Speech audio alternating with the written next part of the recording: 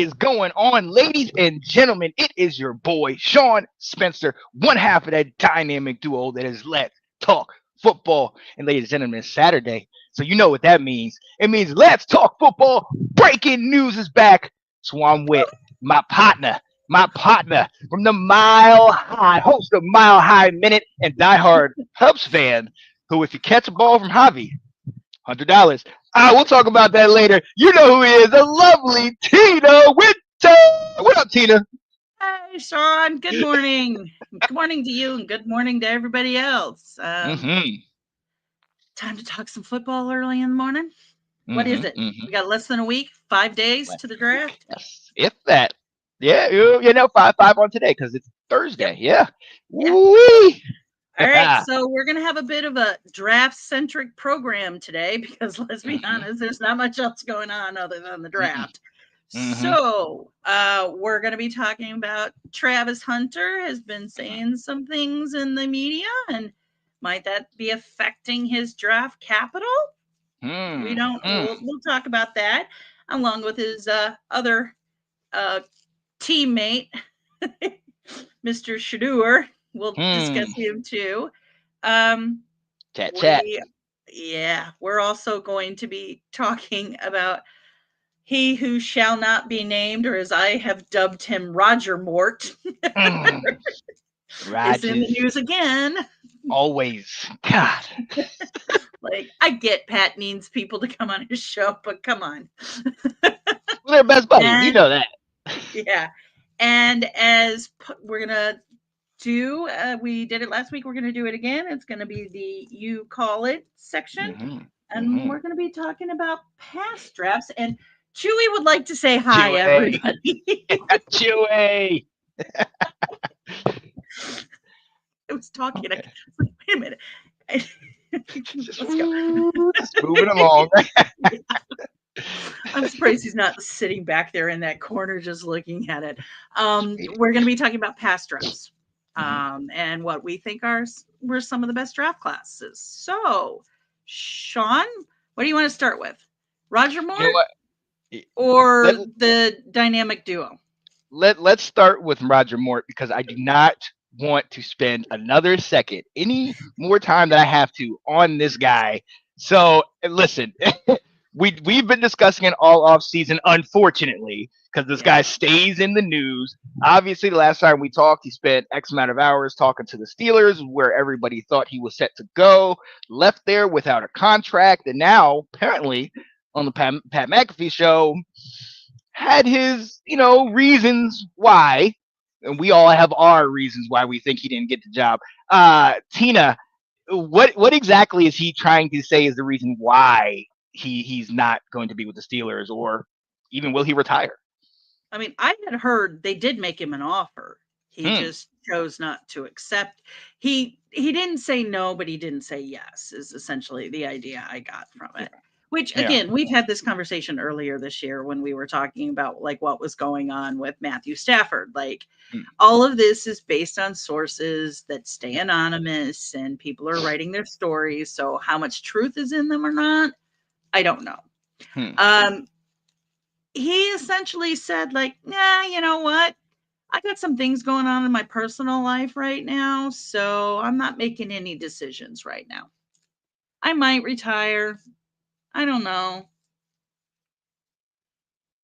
This guy, the fact, first and foremost, the single fact that we're even talking Just about him, upsetting. retire, dude. Yes, upsetting. Like, I don't. Why are we still on this? But I think the bigger question, to bring it back to football, does he have a market for his play? I mean, look, we know since he's left Green Bay, he has struggled. Now, I will put that asterisk, that caveat, the fact that you have, as somebody that has torn your Achilles, which we know he popped it in his first year with the Jets.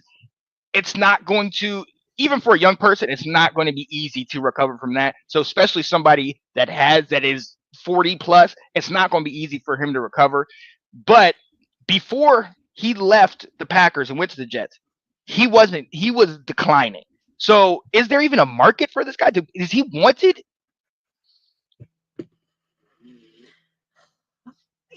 I think there's a market for him if he was a team player.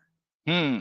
And he wasn't a Brady like person. Like he doesn't come and act as like trying to help the younger players. Like Yeah. he wants to go and play the ball. And you guys, no, I'm not.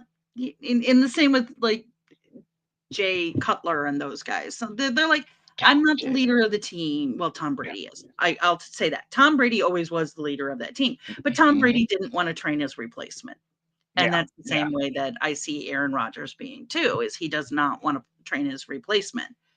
So if that's the reason why you're bringing in somebody who has shown in the last year that he's not recovering well from that injury, why are you bringing him on your team with all of the other stuff too, all the drama that comes from him? So if the Steelers don't take him, I don't think he's going to end up somewhere, but I could be 100% wrong. Some team could decide it's so bad, like the draft is bad or preseason is bad, and we need somebody, so we'll take it. My thing is I think the reason why he's talking about retiring and there's family things going on is I think he didn't like what the Steelers offered him. Because, like we alluded to earlier in the last show, in his mind, he still thinks he is the 4-time NFL MVP, which technically he is. Been to 5 NFC championships, won a Super Bowl. Technically, all those things are true. The play on the field has clearly diminished, and to your point, he is a headache in the locker room. People don't want to bring in a guy that's not going to be a team player, that's not going to work with other guys. He's Favre 2.0, which means he's got to be in the news every other day over nonsense. And I know you living in Chicago are very sick and tired. I'm extremely tired of it. I don't want to hear it anymore. And at the fact of the matter is this is just lends to something greater. We see Tom Brady, and he doesn't retire until he's whatever. Mind you, he won a Super Bowl 2 years before he retired, so people gave him the benefit of the doubt. That is not the norm. People don't play into their 40s nowadays for a reason. And I just don't think it's all like, I think he's more focused on the outside and extra and being in the news like you're talking about, and having all the cameras and stuff on him, because he's not. I'm sorry, I'm not looking to get him, especially in this day and age of young quarterbacks coming up and actually having success. No, I'm not. I don't want that older guy that's just going to be on Pat McAfee and drinking ayahuasca and all that crap. I don't want that. He's still triggered by not being picked in the draft in the first round. He's still got that nice little chip on his shoulder. Oh, yeah, that big chip on that shoulder. Now, this might be a weird opinion, and it might make me crazy, but I'm not so sure his play last year at Green Bay was because he played bad or because he wanted off the team. Because remember, he was having problems with the team, and and his guy was gone. Remember, his offensive coordinator was gone. He went to y'all, right? So, I mean, I don't know. I mean, I don't think you're right. He played horribly his last year but they weren't, according to him, they weren't giving him the tools he needed. And if you're not getting the tools that your guy wants, I see him playing games. I don't care. Come after me, all you Aaron Rodgers apologists. I don't care. Yeah, that was his big complaint, that they weren't getting him wide receivers, and they drafted his replacement. So obviously, if you don't pay attention to history and you don't learn from it, it's doomed to repeat itself, because the same thing that he's doing is what Brett Favre did when they brought Aaron Rodgers in to the team. I'm not teaching that guy. I'm still the stud. He keeping him out. That's what Rodgers was feeling towards Jordan Love. They kind of pushed him back, and then all of a sudden Rodgers wants out. And look, at the end of the day, right now, nobody is ringing that phone except Pat McAfee. Nobody's calling him. Nobody's saying, "Hey, we want you on our team." And I think that's what this is a media tour to try to drum up some attention for him, because, in my opinion, Rodgers, you heard it here first. He's done. This is it. He's not going to be on a team because nobody wants him. Retire, sir. I'm done with you. Yeah, because nobody else wants to deal with the media. Like, he is a media circus when he Yes. comes to your Yes. team. So if you're a Yep. small market team, such as, like, say, and these are just names, I'm not saying he's looked at these, like Tennessee or some of the smaller market teams, it's that media circus is going to be extremely disruptive Yeah. to the team. Yeah. So you've got to think you've got to think about those kinds of things. All right. Yeah. So we're gonna move Yeah. on We're gonna move to off the there. dynamic duo. We're gonna move off of this guy because I don't want to talk We've about already him. gave Look, him enough screen time. from one guy that hoards attention in the media to another group, I will say, and we'll talk about this. Travis Hunter, obviously, recently he's come out and said he not only does he want to play both ways in the NFL, but he's even kind of suggested that maybe if a team does not let him play both ways, he might as well quit football. Now, the truth of that, we'll see. Will a team, say you got to play one, you got to play the other? We'll see. But this seems to be something that's more in that house, in the Dion, Shador, Travis Hunter circle, where they're letting people know their opinions, and they're not coming to the dance to the NFL like most college guys do. They're like, thank you for the opportunity to play for your team. He's saying, I am who I am, and this is what I'm going to do. If you want that, you'll pick me. If not, you can kick rocks. And a lot of people don't like that. Tino, man, what are your thoughts? What have you heard? Yeah, that's what I had kind of heard, is that he was saying he's insisting. Well, he's insistent. What he did is he told the NFL that they needed to list his position as wide receiver and cornerback, Hmm. not just wide receiver. Yeah. So that kind of started this whole thing. And so, sports media, I need something to get my headlines going and stuff. Yep. And Oh I yeah. talked to somebody who was a friend of mine, etc. Yeah. And they said, like, some of the people that are in the top of the draft were not happy with this idea that he's insisting that he play both sides of the ball. Oh yeah. And it's I no one's played this both sides of the ball since, wait, what, 1940s, Yeah. 1950s? I would say the last were, I know Chuck Bednarik did it for the Eagles in 1960, and I know like Jim Otto maybe, or George Blanda, I think, was kicker and Yeah, quarterback. Otto was center and defense. I don't know. So but to your point, way well before we were born. yeah. It's Hmm. just not the way the game is played anymore. And in college he could do it. Right. Because Right. again, like, we've had this discussion, 100% of the high school football players blackballed. Yeah, there's talk that some of the owners may not be happy with this and they may not pick him. I think that's Hmm. I think it was the article, it was the way. No one is saying, it's to go to Nathan's thing. No one is saying anything that they are doing this. This was based on an article I read, and the byline said, is he being blackballed? And the first thing that came to my head is, could we have a possible situation again Hmm. with the same, with what happened out in San Francisco, Hmm. where it's not, yeah, I think it's stupid. I don't think any team is not going to take him because he says he wants to play both sides of the ball. That's just, Hmm. he'll get picked. They'll figure it out. That's my thought Yeah. on it. For this Yeah. one, it's Nathan. Not a good comparison. Jabril Peppers, even in college, did not fully play offense, and definitely did not play consistent offense in the NFL.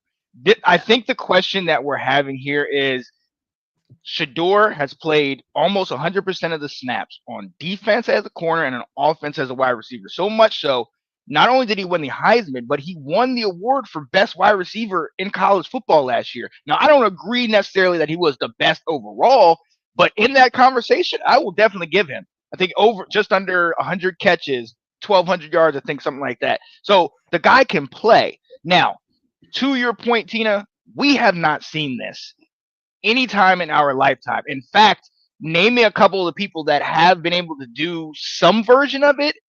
Dion, Charles Woodson. And those are the two people that I think off top I don't even Jabril. You got it. You're gonna have to give me that information. I don't even remember when he really played fully both ways. Um, but I think he's saying this is just incompetent on ownership who believe a player can play Yeah, multiple positions agree. and NFL is not realistic. And that is, I think, the overlying question. Is it actually something that somebody can do in the NFL where everybody is at basically elite talent, as opposed to in college? Yeah. Not only that, but you are playing a full game. A college game, I think, unless once you get to the playoff, is a little different. But a normal college game is not as long as an NFL game with the media, the attention to the halftime, and all the different quarter changes and all that stuff. It's just a different beast altogether. So I think the question becomes, can he do it? And look, if you have this bravado that you think you can do it, that's fine. Go try. Go right ahead and try. But my problem, and Tina, I'm gonna send this to you. What is it gonna cost your team for you to play both ways? Because you might be Patrick Surtain the second ish, like on a corner, but then you might be just an average wide receiver. So are you hurting your offense by now forcing them to give you a wide receiver spot? Like, Tina, what do you think? Well, what happens if you get injured? Because think Yes. about it too, like during Two players practices, now. you're going to have to split your time between the offense and the Right. defense. They have completely Good different point. coaches. They have Good point. completely different things. The rule books are 4 times as big as what you used to see in college. Mm-hmm. You're not playing against the 1% guys. You're not Right. playing against what you played against in college. So you didn't, what you could rely on talent, you actually have to have Yeah. the scheme in your head too. Boom, Now, boom. Yes. the combo wide receiver cornerback, that makes sense Mm-hmm. because as far as I'm concerned, cornerbacks are just wide receivers who couldn't catch. Mm. And he clearly Because can catch, so well, put they them the leg can, up. but they can't catch this. Like they can't. They Oh had a yeah. Oh harder yeah. time catching the ball. Like Oh yeah. they know how to get around the wide receivers and they know how to intercept, which is different. Mm-hmm. Mm-hmm. Something well, except for the ones that we all know that like to fight for the ball. Those are different boys. Really? Really? Really? Yeah. You just gonna figure out a way to slide some sauce in there? Slide that sauce in there, Tina? Okay, okay. We're gonna Maybe. monitor Sauce and Pat Sertan this year, and we're gonna see who's the best. I'm gonna do this. This is my dissertation. There's I'm no gonna write. way. There is no way to actually monitor that because how you're the best is you really don't have any stats because nobody throws to you or Hmm. you're able to get the balls away. There's just no So way to does really. so does Sauce have a lot of stats? Because it doesn't look Well, like he has any. You know what? Keep going. Talk about Travis. anyways. Triggered, right? Oh, you get triggered every time I even slightly mention that it might be sauce. Yes. All right, it's my guy. All right, let's go. But no, Okay. to this point though, I mean, even that, those are two good points because Yeah. Pat Sertan and Sauce, who some of the upper echelon corners in the Oh yeah, league, top it 5, definitely. right, it takes everything that they have. I mean, they do a lot of study and a lot of research on the schemes and what the routes and everything the receivers are doing. Now, Travis might have more intel playing receivers so that he is kind of able to know how they do, but the amount of time it's going to take you just to study one side, to your point, it's going to be double to study Mhm. every single week the other side, the other player, the other. I, I just think he's cutting his uh, lifeline and like his time that he's going to have in the NFL. I think he's cutting it in half. I just if he can I do it, think he he can do it. wasn't listening to his PR rep, and he probably got a phone call after that interview and was Mm, like, "Okay, we're gonna talk about how we answer this question going mm, forward." mm. Because I mean, he's a young guy. He's full of piss and vinegar, and he's coming Yep, into the yep, draft and yep. everything. And I have no problem with you talking your game and getting your stuff out there and telling people that you're the best at what you do. Just don't be stupid. Mm, like mm. like, And this and isn't it's Eli coming in where there's no other quarterback in the draft that's even close to where you're at. Like, yeah, he's wait, good. another trigger point. Another trigger point. Was it Yeah. Philip Rivers in that draft? I don't remember that part. We're gonna talk about drafts a little bit later, ladies. And we've been talking Okay, about this whole so day. let's move on to the other part of the Oh wait, dynamic, wait, Daryl. What? real quick. We got it because I do want to address this because what Nate was saying about competent on ownership. Yeah. And yeah, that's one side, but I also think that to your point about Eli, that his dad was doing more to talking, and that's kind of where he leaned in that. We Mhm. know who's behind Travis Oh Hunter, yeah. Oh yeah. and we know who's giving him that whole bravado and everything, and we know it's not just Travis. Apparently, uh, Dion's actual son, Shador, is also ticking off. I'm going to say ticking off Yeah. other owners and things like that. Tina. Yeah. I mean, come on. We know it's Dion. We know it's Dion, but Dion knows the game. He knows the players. Hmm. This is Dion doing what Dion's doing, and part of his job as a head coach is to get his players the best draft pick that they can, because the higher they go, the more money they get. And Hmm. 100%, it's nepotism. That Travis has just been pulled under the nepo baby Hmm. umbrella of Yep. Dion, but I like it in a way until it goes to the points that we're talking about here. Yeah. Like there's some mock drafters, which I'll caveat this with. I don't listen to a lot of what the mock drafters are doing because that's what they think. It Hmm. we don't know how teams are going to look at these players and everything, but there's mock drafters and sports writers out there saying that Shador is going to drop to Mm. the latter rounds, if not into the second round. Wow. Wow. Yeah. Thoughts? I look. I pride is a big thing, but I think at the end of the day, some of these teams will sit there and swallow it and say, I don't care if you can get Yeah. us some wins because what is it in the NFL? What are people after? Getting the win. If you're not the Chiefs, if you're not the Eagles, what are you really? So everybody's going after that win, and what we've seen in college is that people will pay if you can bring them a championship. And I think that's what it's going to be. You look at some of those first three or four teams.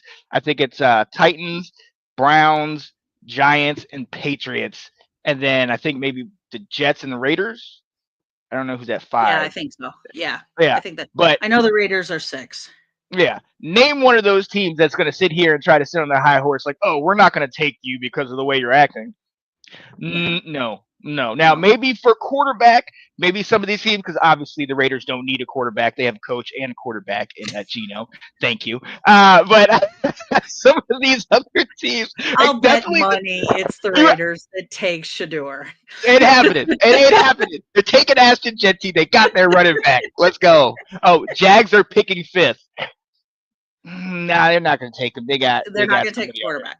Cam is going to go to the Number Titans. one. Yeah. That's the one that I think everybody agrees on, and we'd even agree with the pundits and the writers.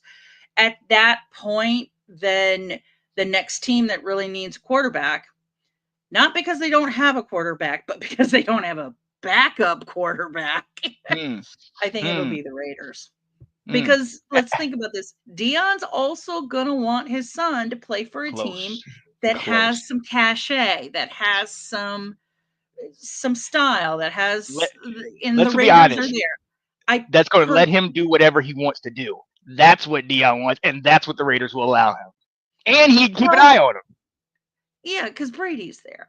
Hmm. Like you can forget Mr. Amish. He's not involved Oh, anymore. oh my goodness. Carol is great. I think Al's rolling over in his God, grave. rest Um, in peace, Al.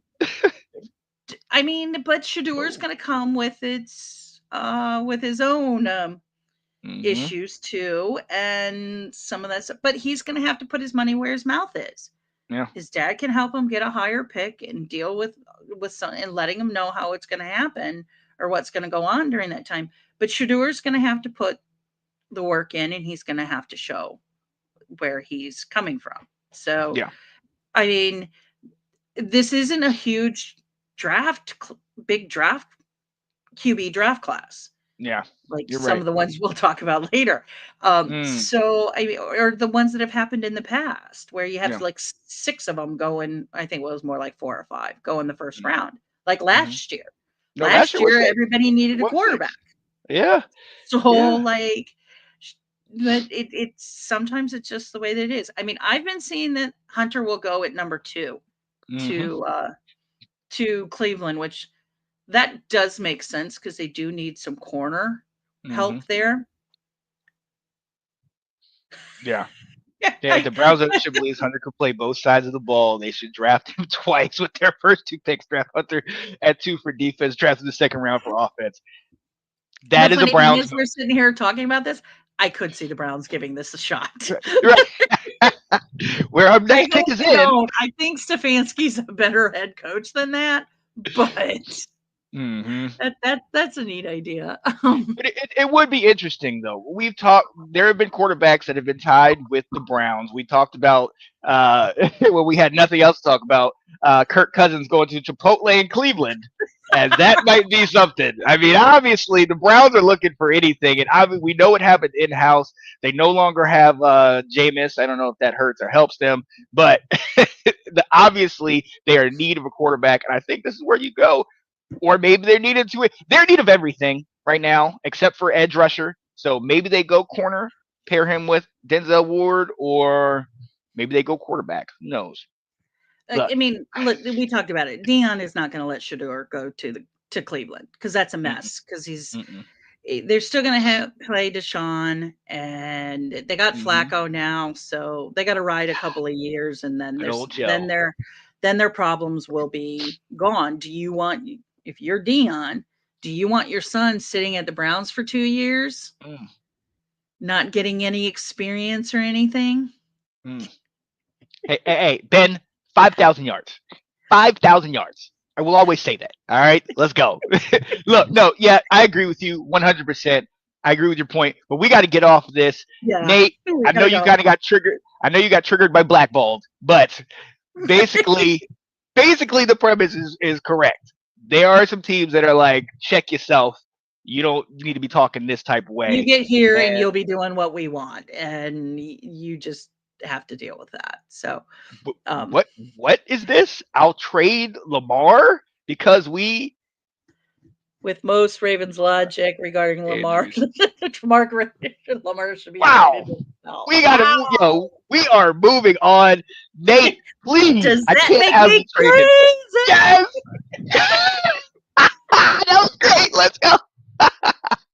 Wow, Nate. Oh my goodness. All right, look, we gotta go. We're gonna go into a quick commercial. But we gotta do this. Hey, let's before we get into this next Thursday night, let's talk football, hosted by myself and Janae Struther, and a part, any one of the people in the, all, any one of and all of the people in the Let's Talk Football community will be joining us at some point in that 4 hour first night of the NFL draft. So we hope you tune in. We hope you guys watch and join in. Look at your picks. Tell us how you feel about it. We'll tell you how we feel. And in that spirit, we are going to be talking about draft. And Tina, there's a guy that you're very close to that came out a couple years ago and said, or not a couple years ago, a couple days ago. Let me stop and Oh, talked he about said it his back when draft. he was drafted too. Oh, oh yeah, and he's been pretty open about it. He went on Amon Ra's podcast and he said this. Class was nuts. What was it? You, Cam, Marcel Darius, AJ Green, Pat Peterson, Julio, Tyron Smith, JJ Watt. Cam Jordan. Oh my God, Cam was out with that. Mark Ingram, Richard Sherman was in that class too. Mike Pouncey. Cameron Hayward. Where do you rank that class? It's number one. It's Ever? number one ever. The only one that can rival with that is the class with Peyton Manning and Charles Woodson and those guys. That's the only one that can rival with that class. Like, just look at it. This is not even a hot take. Wow. So that is his pick. And so that's the question. Is Von Miller right? Was the 2011 NFL draft the best ever? We want you to sit on that question. Give us your comments and your responses, what you think. We're going to go to a quick commercial break. Shout out to my guy, Anton Benson. And we're going to do a little bit of a flashback to the past NFL draft shows from the first year we did. We'll be right back. Yay. There it is.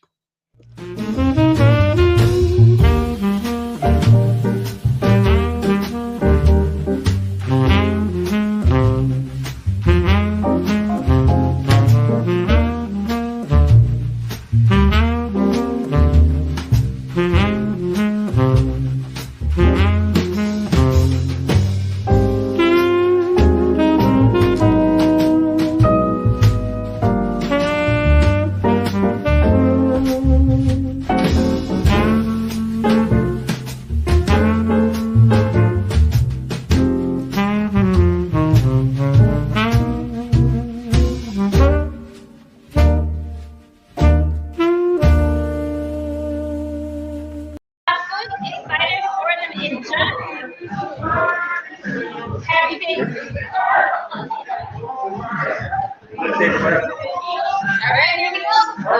getting to the podium now? Here comes the go. Detroit, no bags on the head. Check out the Detroit stuff. I want to be proud this year. I don't want to cheat on my team every year. Oh, no.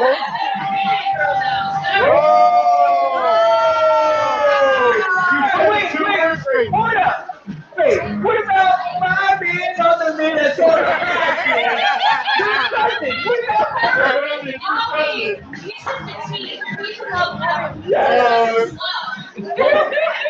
Go green. Go, bro. Come on. Lions, get the Lions. You know, you have to admit, the Lions have been bad for a lot of years. It would probably be nice to actually see them win. One of our dealers, Anthony Hansey, thinks their boy's quarterback. Really? Even though they got Jared Goff. Yeah, buddy. Shout out to Christina Hughes. You were all sitting at the Hughes. table and you all had your own cameras. Yep.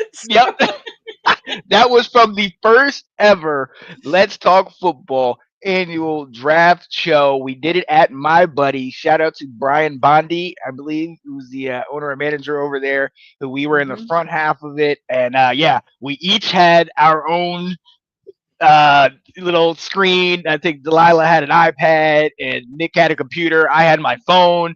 Right as the draft, like right as we went live, I ran like a little countdown and then ran the intro video. And right as the intro video ended, my phone died. And so you'll see at the beginning, Nick's just like, okay, welcome to the show. And I'm sitting here scrambling in the background. Live events, ladies and gentlemen, live events are not easy. No. That is. No. So shout out to that. When you need your phone is when it goes on you. Oh yeah. Oh, absolutely. I was not prepared for that, but it ended up being a great show. 4 hours. Definitely a marathon. Yeah. Nate said, now that's a throwback. I got to go back. I went through 2 hours of 4 hour shows. I went through 2 hours of it last night. I got to go through 2 hours of it today to get more clips. And then I also got to go through the show that was that following year when I was out of town. The Let's Talk Football draft show is fun. It is a great time, but it is a marathon. So get your popcorn ready. That's all we're going to say. I'll jump in at 6. Yeah. Yeah. Yes. When the Raiders get the running back, let's go. Let's go. I want to see that. All I'm going to do is get on and see, I told you so, and click. Right.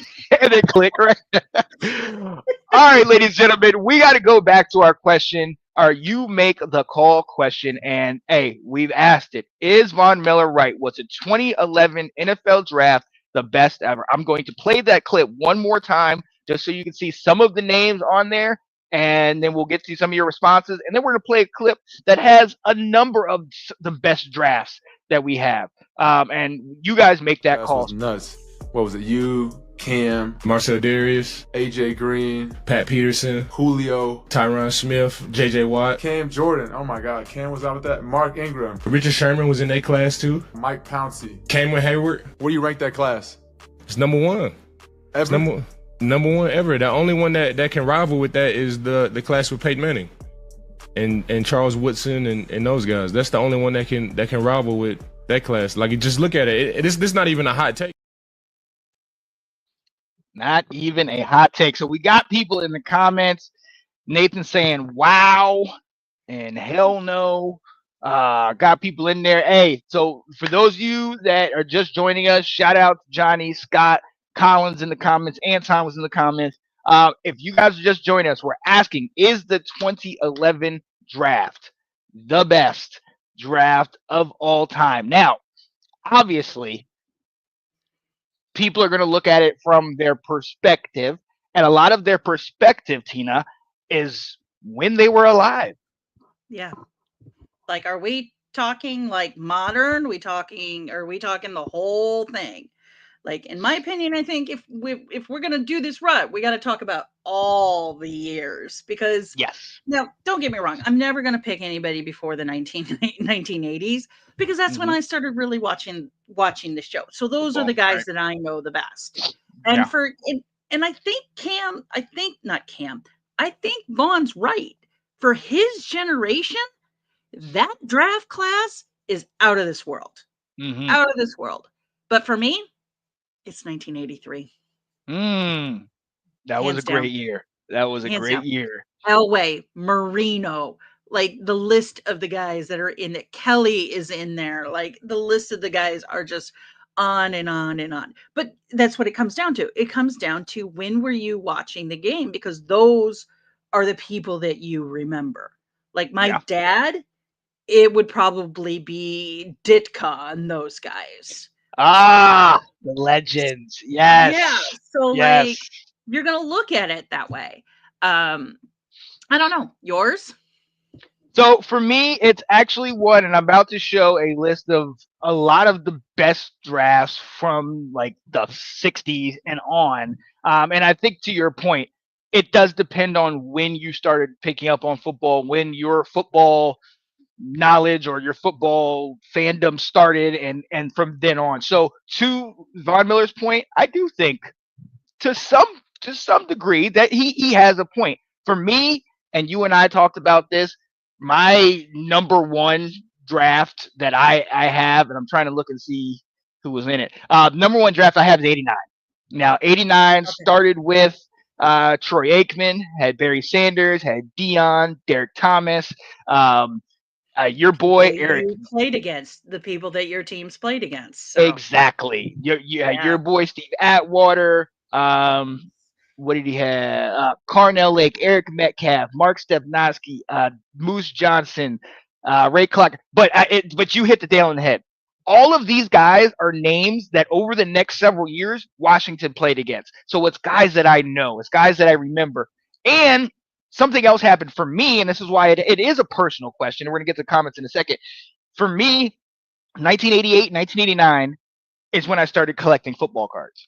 So the first sets of cards I got were the 89 rookie cards and 1990 rookie cards. I have Emmitt Smith's rookie card, even though I hate him. Every day I got to go and take that lighter from burning the card because I'm like, this might be valuable one day. No, here you go. You know, I love those. But to your point, that was when I really got interested in the game. Let's see what some of these comments are saying. Nathan, 96 and 97. And then he said, but also 2003 draft class. Who was in the 96, 97, Nate? Hit us with that. An honorable mention is 2001 was Chris Winkie. I will give you honorable mention, not because of him, but because of Michael Vick. But not that. Look, all right, Tina, I'm going to put these up, and then we can just kind of go through. And to your point, Tina, look, a lot of these guys, this is 57. So you got guys like Paul Hornung, Len Dawson, Jim Brown, Jim Parker, Sonny Jurgensen. A lot of people don't know these names. 64, Bob Brown, Carl Eller, Paul Winfield, Paul Krause, Mel Renfro, Roger the Dodger, Roger Staubach. 67, Page, Greasy, Upshaw, Lim Barney, Willie Lanier. A lot of these guys, or if you dig into the past, obviously the entire Steelers draft of Lynn Swan and Jack Lambert and Stallworth and Webster and Shell. This is why this is a top 10 defense for the Steelers. Right. Yeah. Right. But like I also mentioned earlier, this 1991, Lawrence Taylor 81. changed that position, changed what a linebacker was doing. So and there's yours. And this is mine. And the reason why you kind of cut him off, I should be offended. Oh, sorry. Yeah. The guy at the very bottom, Carl Mecklenburg, because I didn't do it on purpose. All right. I know you didn't. I'm just giving you shit. 1996 had Keyshawn, Simeon Rice, Jonathan Uggan, Willie Harris, Eddie George. Oh, John Mobley. I liked him. Okay. Marvin Harrison. So Nate's on to something with that one. Oh yeah, definitely throw that out, and that's why we wanted to ask. I can hear myself.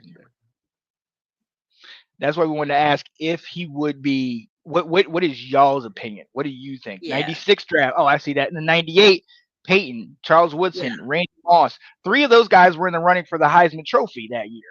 You know what I mean? Or the year before. So Hines Ward is in there. Jeff Saturday is in there. 2001. Yeah. This is the Nate's point. This was a great draft. Steve Smith, senior was in that one. Mike Vick, you know, Yep, 03. 2003. Yep. Yep. Palomalu, Tillman, Anquan Bolden, Jay Witt, like Tony Romo, question mark. But you know. Now this one is huge. You got Calvin Johnson, you got Joe Thomas, AP, Marshawn, Darrell Reeves, Patrick. I mean, this one could be arguably one of the best ones. Yeah. 2010. I think there's a good point for that too. There's a lot of people in there. Like Rob Gronkowski changed the tight end position. So absolutely. And then here's Vaughn's. Yeah, So yep. Yeah, and see the thing is, he has a point. Now here's more of the recent ones. I apologize, it's a little bit smaller.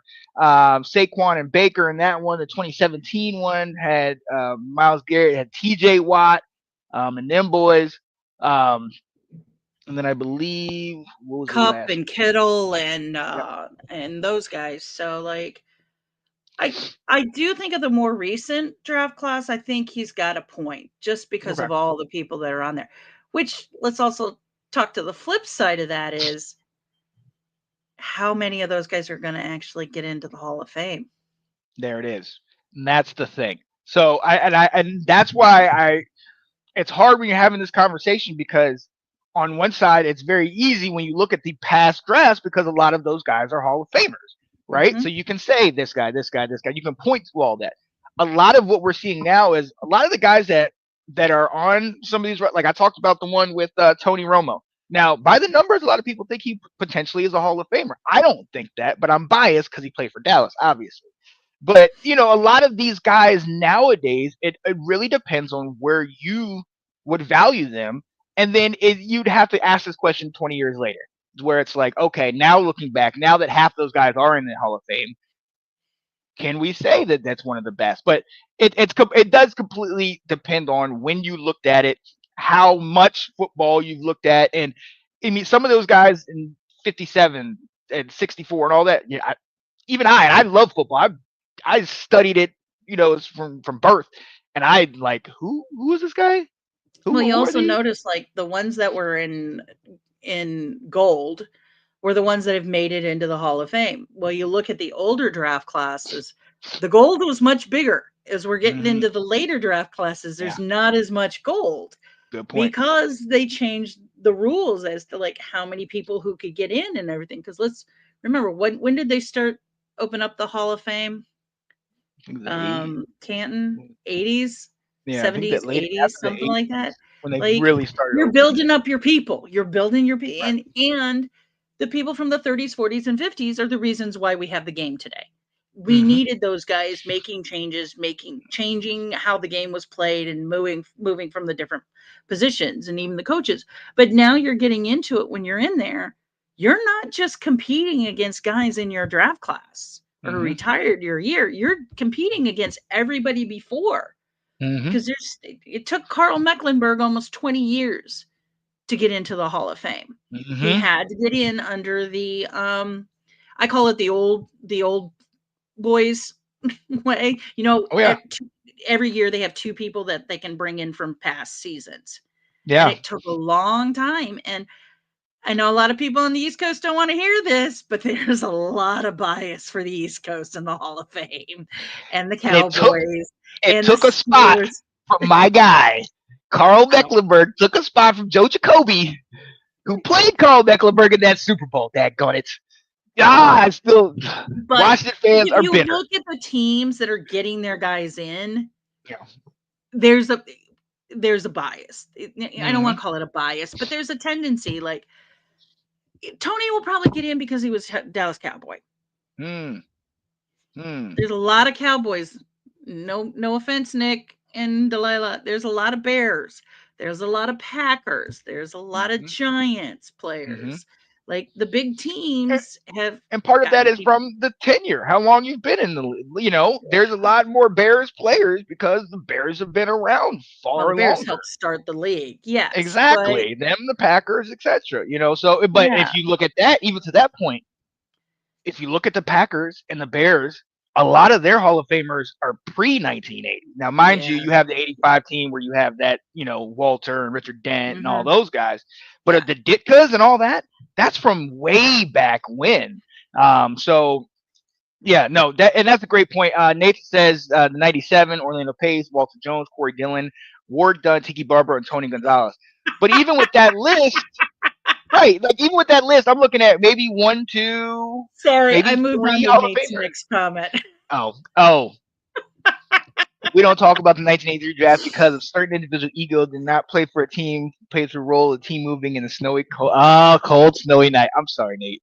I know it's triggered you, my friend. I know. Tita's favorite draft is the one you will not discuss. I understand. But I say it's my favorite draft, but I do put an asterisk next to his name because he's the first one that did it. And I mean, I'm not thrilled with that either. So let me just preface that. Like, I may want to crown him king at some point, but there's going to be a very large asterisk next to his name because that was not the. But you know what? He did it legally. He did exactly what he could do under the draft rules. So look, Jack, he didn't pull the. and John. I'm going to talk to another team to set up a 3-team trade so I can get my son to the team I want him on. Crazy. And yes, you were right. Phillip Rivers was in that draft class. Great. Phillip Rivers is great. but even him, you and I will go back and forth and say, was he truly a Hall of Famer? I've had many debates with Nick about Phillip Rivers because you have a lot of guys that were on the cusp of greatness but couldn't get over the hump for one reason or another. Never were able to, and if we're talking about to your point, if we're talking about a Hall of Fame with trash talking, he's first ballot. Phillip is that dude. But his overall body of work, when you compare it to everybody else's of that time, and then of all time, I got a couple guys that maybe I put in before him. And so it's really about how we view it. Well, if you're sitting there, and so they're going to be coming out probably about the same time, I would say yes. Yeah, okay, yeah, I'll give you that. I would put Cutler You're putting in. Romo in. I'll at least needs to be on the ballot. He may not be first ballot, but what he did at Denver, he's got the numbers. Like everybody remembers him of what he did when he was in Chicago. And by the time he was at Chicago, he was like, I don't want to be a leader. And you guys didn't have an offensive line. If you had an offensive line, yeah, defense, that was it. The numbers Cutler could have been put up, but that's what's going to hold him back. Yeah. What I was going to before you flipped into that is, okay, so if we're going to talk about Eli and Rivers were in the same draft class. Let's say they retired at the same time. I'm just playing. But he couldn't get him over the hump. Sorry, Nate. He just couldn't get him over the hump. He had LaDainian Tomlinson. He had a whole bunch of guys on that team, and the Chargers were really good. But they got to the Super Bowl. They just couldn't quite do it. They couldn't even get there. Yeah, they did. They did once. Chargers, yeah, but with Stan Humphries in '94, not with Phillip. I thought they did. We're gonna have to look that one up. But what I'm saying is, Rivers and Eli are gonna get compared to each other, and in the comparison, the one-on-one, I don't care. It's gonna be Eli every time, simply because he had a guy that knew how to catch a ball on his head. I mean, again, it's exact. That's it. I mean, he won 2 Super Bowls. Yeah. Now, mind you, who he wanted him against, that helps a little bit, but that's the point. And I think one of the issues that ends up coming about when we have this conversation of Hall of Famers, it's when you look at some of these teams that played during the time of a Tom Brady or now a Patrick Mahomes. How much credit do we give them, or how much do we hurt their credibility because they weren't able to get over a generational talent? You know what I mean? Like, you look at a lot of those. I look at, and it's a perfect example, 1977 and the time around that Denver Broncos. Randy Grandishar was on that team. Paul Warfield. Like, you have Hall of Famers on that team.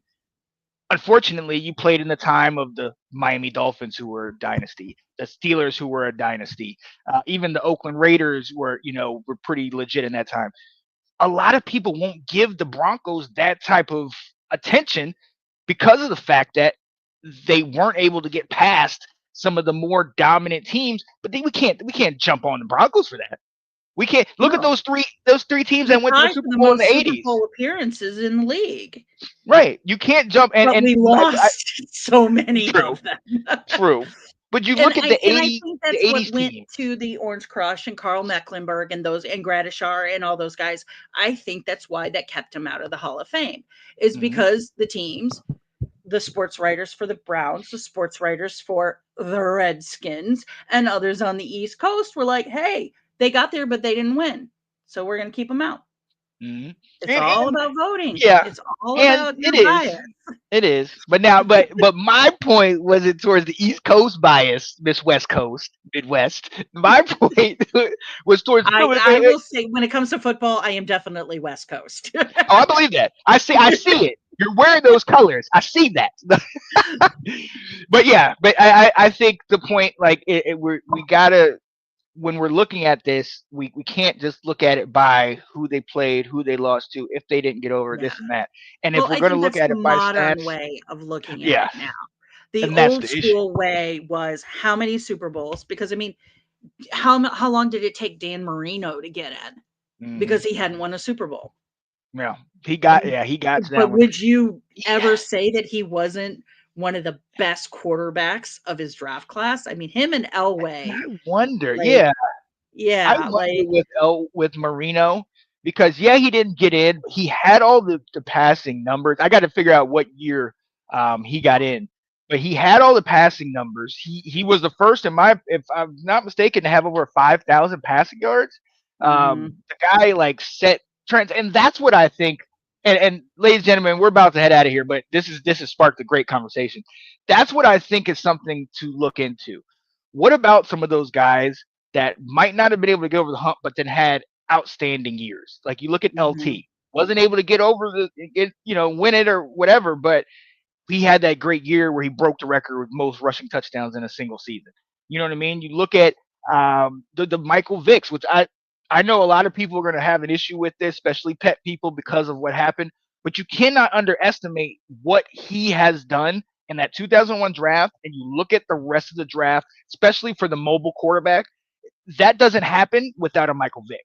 You know what I mean? So I think we've got to start looking back at some of these and look at the impact of the game, as opposed to, like you were saying from before, how many Super Bowl rings do you have?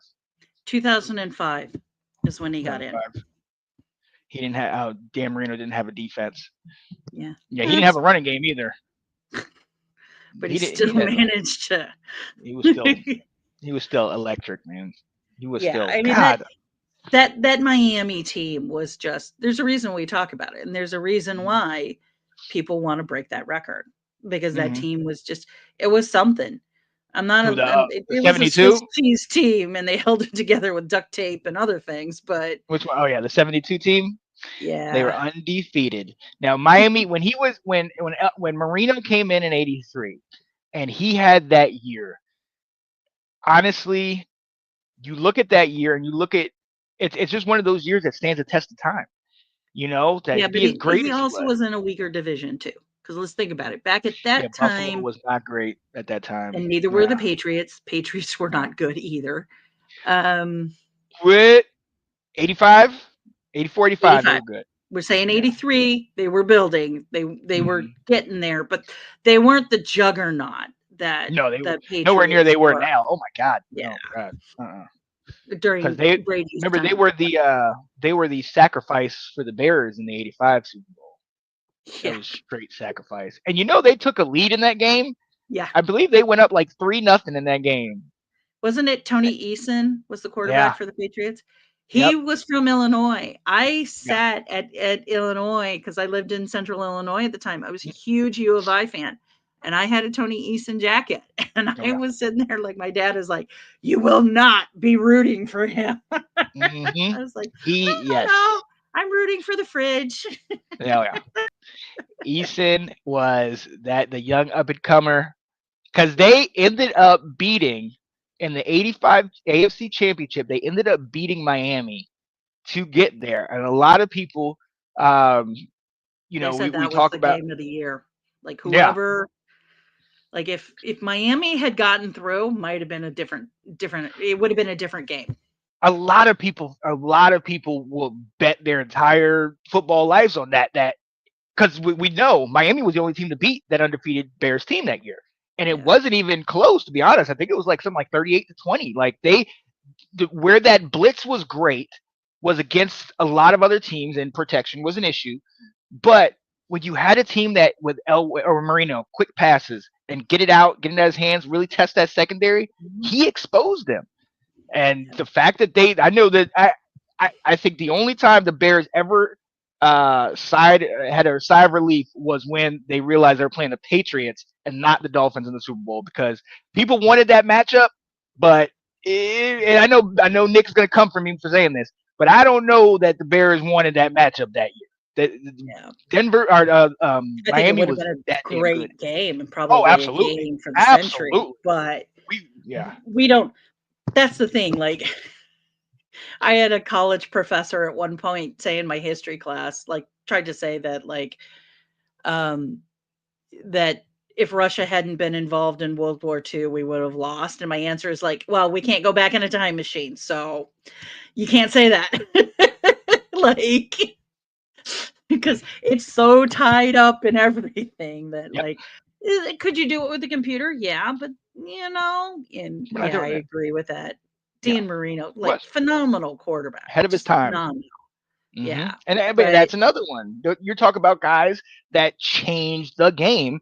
Marino has to be in that category. yeah, he So did, and that's part of the reason why I'm also big on that draft class. Is those quarterbacks changed? They literally started changing what the quarterback was doing.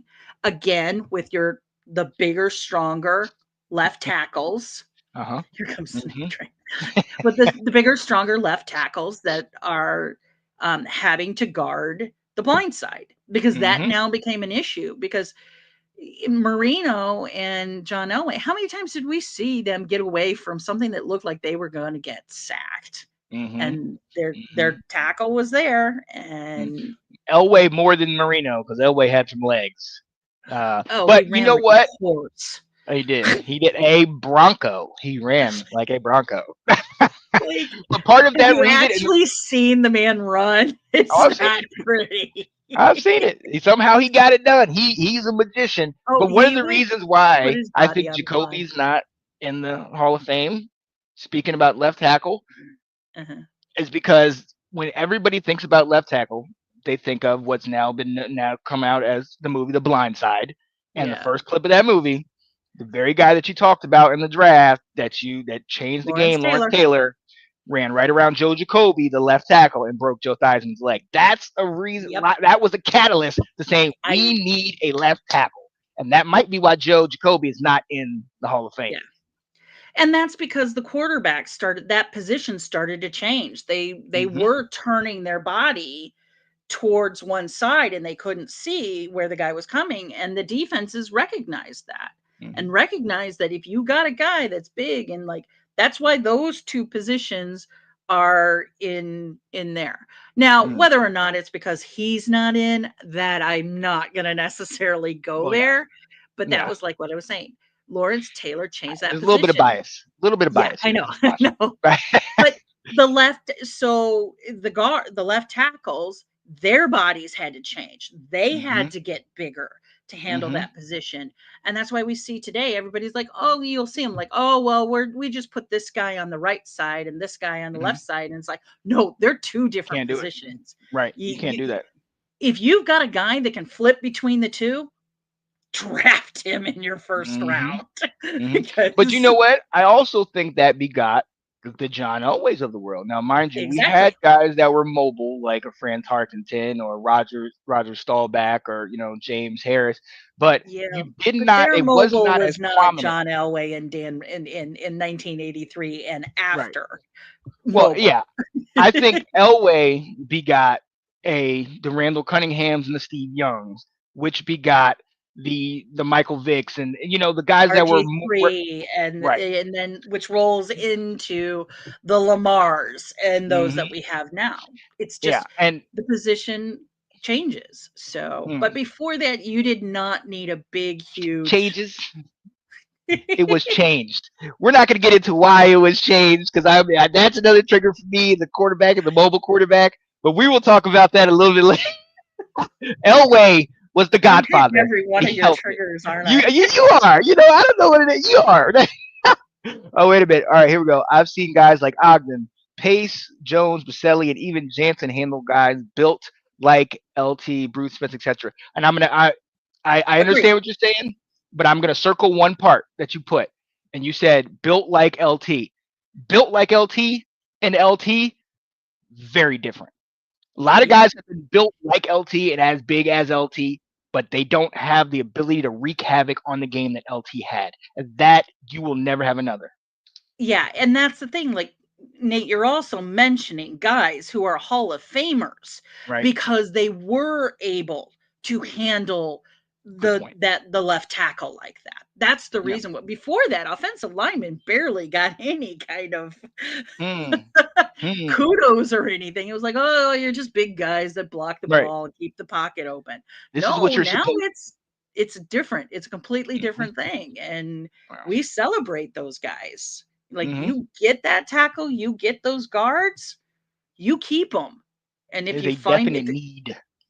And we see it now. It used to be you never saw for an offensive lineman go in the first or the second round of the draft. And now we see it. So it's because it's an evolving game. Is you find somebody who takes, like I said, Rob Gronkowski changed the tight end position.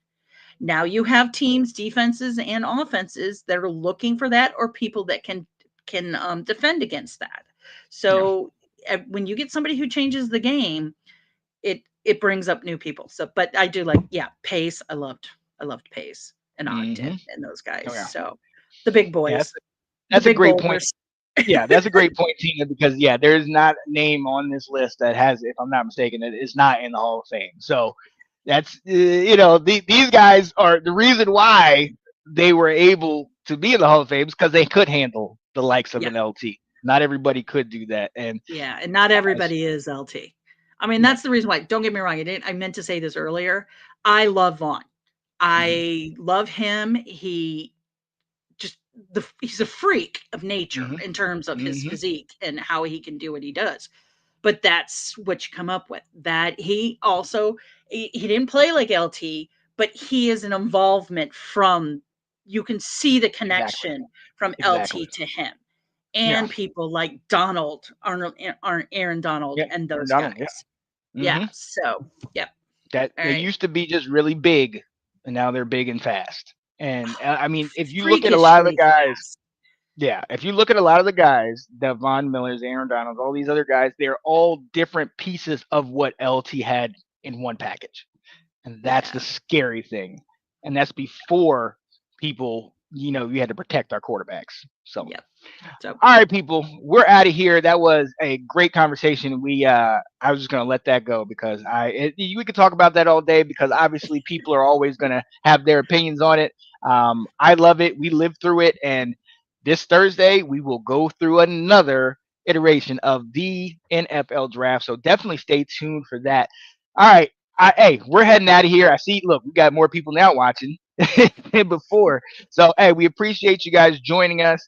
The Nate, Ben, Colin, all the people that watched the show, Nina, everybody, we appreciate you. We love that you guys take the time. But we are heading out. So, for my lovely co-host, Tina Winter, it is your boy, Sean Spencer. Stay tuned for Let's Talk College Football. That will be with you about 20 minutes.